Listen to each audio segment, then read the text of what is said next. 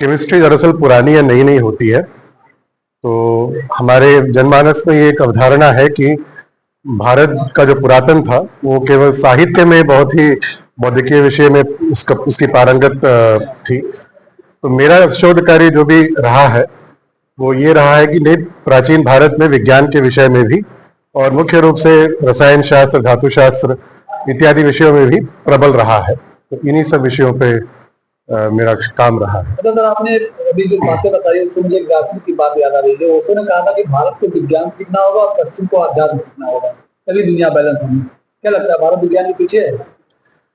ये हिंदी में जो शब्द विज्ञान का प्रयोग होता है वर्तमान काल जो साइंस के लिए, ये अगर आप अनुमान लगाएंगे कि प्राचीन में ये शब्द का उद्घाटन कब हुआ था, तो उपनिषद कालों में विज्ञान जैसा शब्द है। अगर आप तैत्तरीय उपनिषद ही लेंगे तो उसमें भृगुवल्ली में सटीक रूप से विज्ञान का शब्द हमें देखने को मिलता है।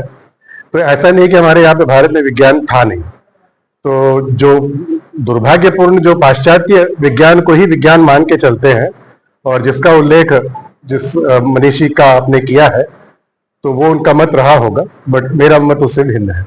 अच्छा, मैं आपसे एक और सवाल जानना चाहूंगा कि आजकल जो हमारे टैलेंट है वो विदेशों में ज्यादा जा रहे हैं। आप ही लोग जिन बच्चों को पीएचडी कराते हैं, अच्छी नॉलेज होने के बाद वो विदेश चले जाते हैं, तो उनके जो टैलेंट का लाभ है वो विदेश में हो रहा है, हमारे इंडिया में नहीं हो रहा। क्या करेंगे इसके बाद?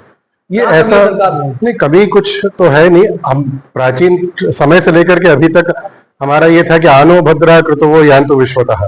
हम अपने दरवाजे, खिड़की सब कुछ खोल के रखते थे आदान प्रदान के लिए। तो बच्चे जा रहे हैं, ठीक है, वहां की कुशलता ले और यहाँ का जो भारत का जो तथ्य है उनको उनके सामने रखें।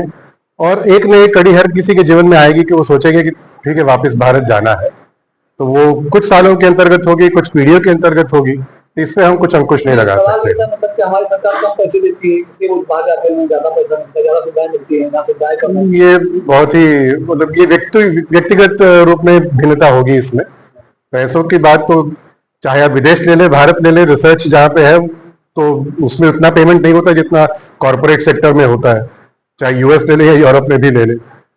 तो एक सवाल मैं आपसे आपके स्टूडेंट को लेकर, आप जिन बच्चों को पढ़ाते हैं वो आईटीएन होते हैं, बीटेक करते हैं, एमटेक करते हैं, फिर वो इस फील्ड को छोड़ के आईएएस की नौकरी करना पसंद करता है, ऐसा क्यों? आकर्षण को ज्यादा हो रहा है? देखिए, विद्या बुद्धि तीक्ष्णता के लिए प्रयोग होती है। अब उस बुद्धि तीक्ष्णता के लिए आप कोई भी माध्यम अपनाएं और उस तीक्ष्ण होने के बाद उसको किसी दूसरे कार्य में कार्यरत करें, वो मनुष्य पे स्वतंत्रता है। और ये स्वतंत्रता आज नहीं, बरसों से चली आ रही है हमारे यहाँ पे। तो इसमें कोई मैं इसको गलत तरीके से नहीं देख रहा हूँ।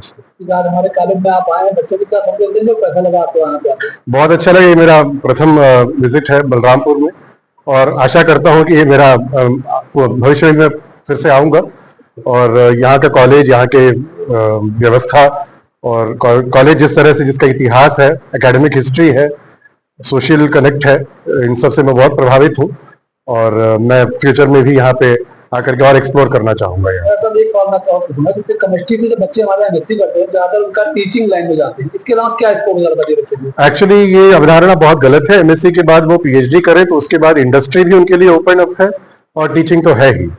तो ऐसा नहीं है कि केवल टीचिंग है, इंडस्ट्री भी उनके लिए ओपन है। हमारे देश में फार्मास्यूटिकल इंडस्ट्री इतना प्रबल है कि अधिकतर लोग केमिस्ट्री के बाद वहां पे भी ट्राई कर सकते हैं, जो मुख्य रूप से ऑर्गेनिक केमिस्ट्री वाले हैं। कैसे अप्लाई करेंगे? अब इग्नोरेंस इज क्राइम, हर जगह इग्नोरेंस इज ब्लिस नहीं मान सकते हैं। आज के समय में तो क्लिक ऑफ द माउस में एवरीथिंग अवेलेबल है। तो ये जानकारी सरकार ने सारे पटल में दे रखा है। बच्चों से मेरा यही आग्रह होगा कि वो देखें इन वेबसाइट से और अपने आप को परिचित करें इन सब